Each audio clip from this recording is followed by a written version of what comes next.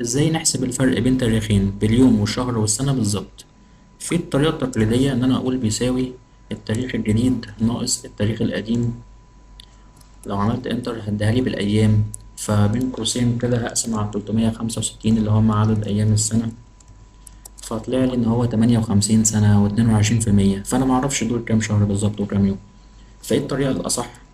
اعمل معادلة يساوي ديت ديف،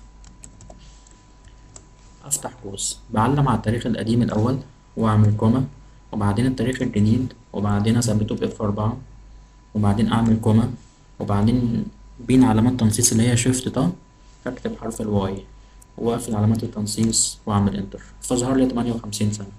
طيب عايزها بالشهر، أجي من فوق كده أعلم عليها وأعمل كنترول سي، أعمل سكيب، وبعدين أجي في الخلية اللي بعدها أعمل كنترول في، وبدل الواي أخليها واي ام عشان يجيب بالشهر.